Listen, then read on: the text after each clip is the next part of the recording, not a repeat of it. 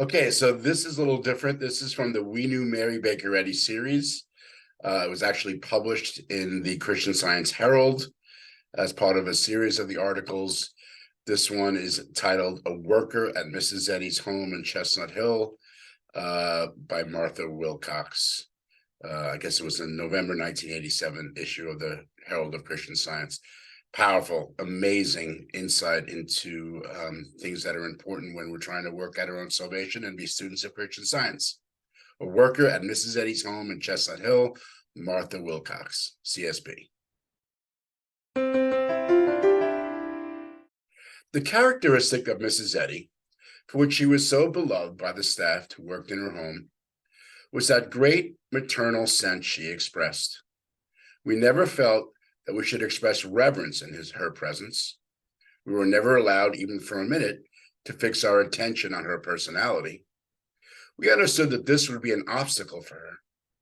Her instructions were of utmost importance to us, so much so that we could be in the house for weeks and not think about her personality.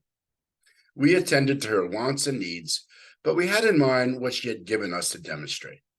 From morning to night, we were engaged in putting into practice the instructions she gave us concerning immediate labors, and we tried to demonstrate the truth of Christian Science.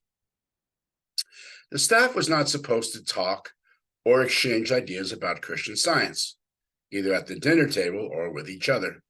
We were expected to live Christian Science, to demonstrate it, rather than merely talking about the letter. This was a place in the world where you couldn't hear the talk about Christian Science.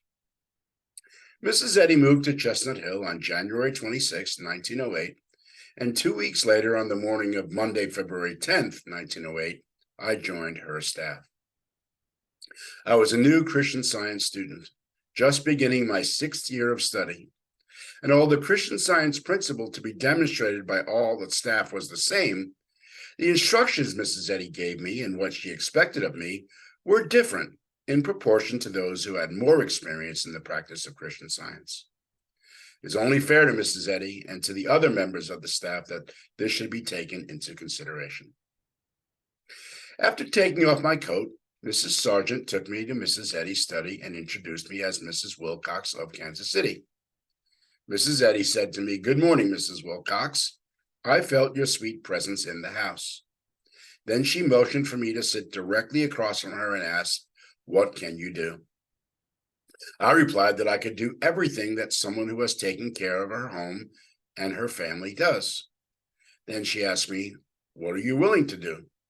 I replied that I was willing to do whatever she wanted. Then she said, "My housekeeper has had to go home because of her father's illness, and I'd like you to take her place for the time being." Then she started talking to me about mental malpractice. In effect, this is what she said. Sometimes a sense of personality comes before our thought and leads us to believe that a personality is something outside of our thinking and separate from it. And this can harm us. She explained to me that the real danger was never this threat of attack coming from outside my thinking, where the personality seemed to be, but that the real danger was always in my own thinking.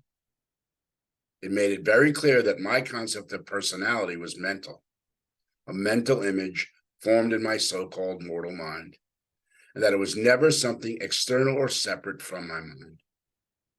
This supposed mortal mind outlined itself as a belief in a material personality with form, conditions, laws, and circumstances, in effect, with all the phenomena that includes what is called life or material personality.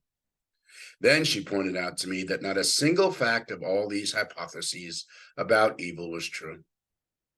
She explained that I must perceive that this whole mental phenomenon was nothing but the aggressive mental suggestion that was presented to me so that I would adopt it as my own thought. She explained to me that because mental malpractice is mental, the only place I could face it was in what seemed to be my own mentality, and the only way to deal with it was by renouncing belief in a power and presence apart from God or truth. She explained that this supposed enemy within could never harm me if I remained awake to the truth and active in the truth. This lesson on mental malpractice was very timely for one who was going to enter the status of a house composed of 17 to 25 so-called personalities. After these comments on mental malpractice, Mrs. Eddy opened the Bible and read me from the Gospel of St. Luke. He who is faithful in the very little, also in the most is faithful.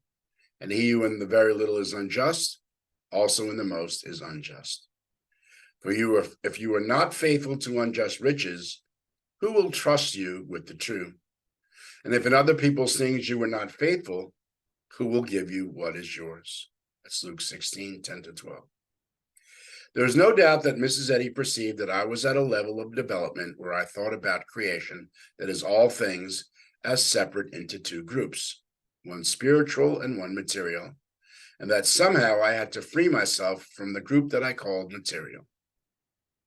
During this lesson, however, I first glimpsed that all the right and useful things, which I had hitherto called unjust riches, were mental and represented spiritual ideas. She indicated to me that unless I was faithful and orderly with the sense of objects which constituted my present way of thinking, the true riches or the highest and most progressive revelations of substance and things would never be revealed to me. The two lessons I received that first morning were fundamentally great lessons.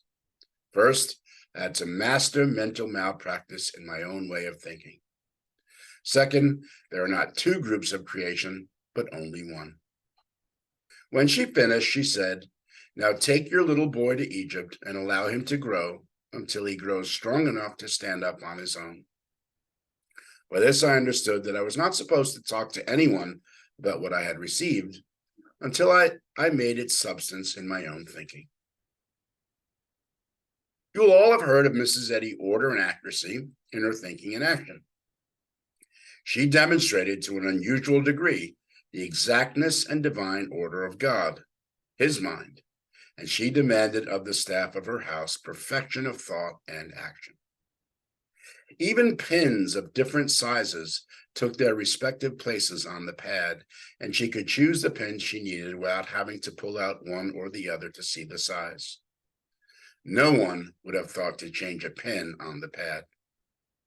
Mrs. Eddy believed that if one's thought was not ordered and exact in the things that constituted present consciousness, that same thought could not be accurate enough to give a treatment or use an exact science. These qualities were very accentuated in Mrs. Eddy's mind. They went beyond what my so-called human mind could comprehend or perceive. She taught me that the mind I had at the time was God, and that I had to express God, my own mind, in order, accuracy, and perfection.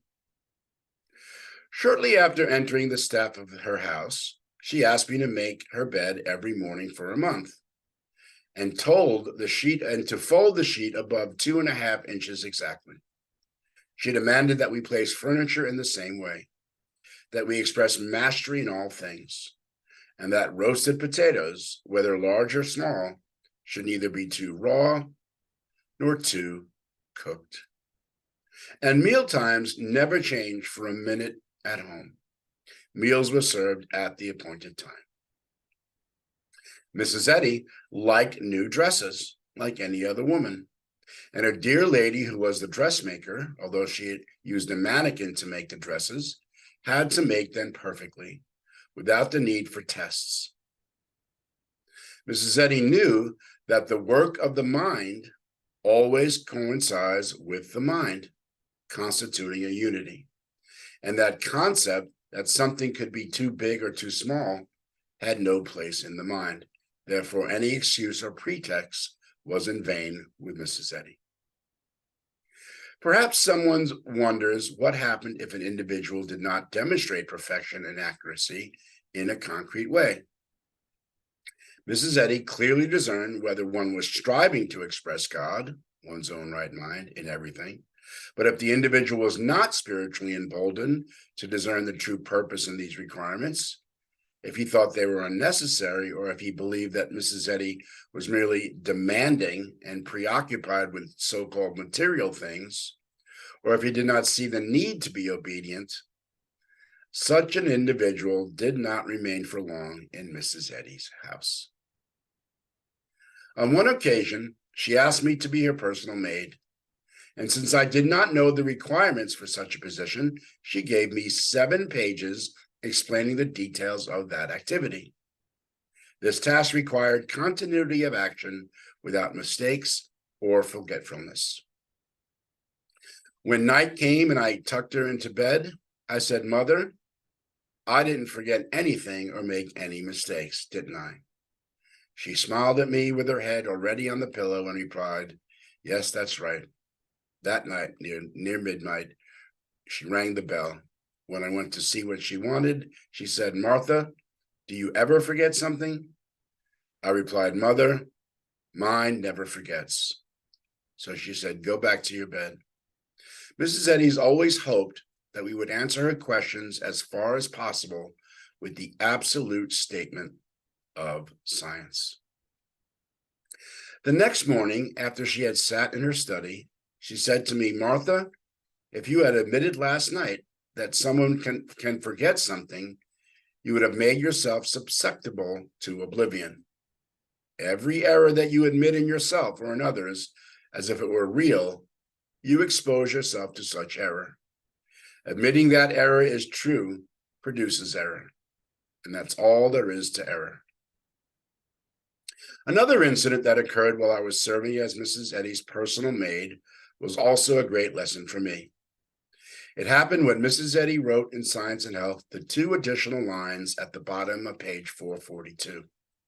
"Christian Scientists, be a law to yourselves that mental malpractice cannot harm you, neither asleep nor awake." For 3 days, she was writing almost constantly. She consulted the dictionary, grammar, studied synonyms and antonyms, and when she finished, she had those 2 lines to add to Science and Health. I marveled at her perseverance and the time it took to write 2 lines.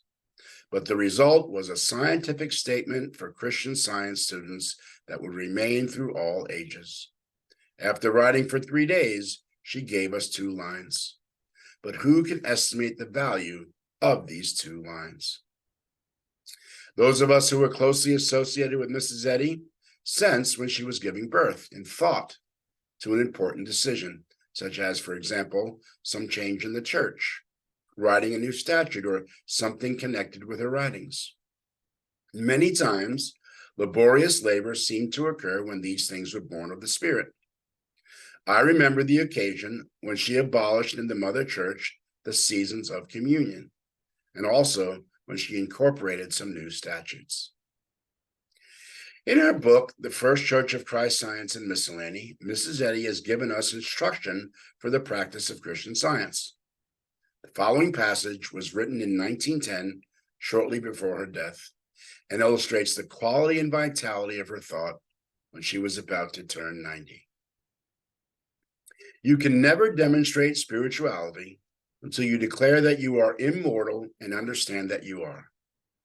Christian Science is absolute.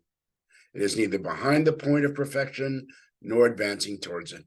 It is at this point, and from this point it must be practiced." That's from page 242. Mrs. Eddy often said to a staff member in her home, "Well, remember what you are." Mrs. Eddy expected me to know exactly where all the things were in the house, even though she hadn't seen anything perhaps for years. And why not? For consciousness includes everything. She taught me that there was only one consciousness, and that consciousness was my consciousness, and included all ideas as present and available, and she expected me to demonstrate it. In her personal instruction, she gave me nothing different from what she had already given in her writings to all Christian Science students. What so engraved her instructions in my mind was that she demanded an immediate application and demonstration of what she taught me. Without this required application and demonstration, Mrs. Eddy knew that the instructions she gave would be of very little value to me. On one occasion, I was a mental worker for 7 weeks. One night, she asked me to work on solving a problem, and of course, I felt an enormous desire to test the available reality, so I worked for much of the night. In the morning, she called me and said, "Martha, why didn't you do your job?" I replied, "Mother, I did it." She said, "No, you didn't. Rather, you had a good talk with the devil. Why didn't you recognize the totality of God?" I said, "Mother, I tried." Her answer was, "Well, if Jesus had tried and failed, we wouldn't have any science today." Then she had a card hanging in the back of my bedroom door that was printed in large letters, "Faith without works is dead." I looked at that card for 2 weeks. When a staff member failed to demonstrate, there was no spirit of self-justification. We felt as I think the disciples felt when the master taught them. There were many demonstrations that we carried out and many others that we did not achieve.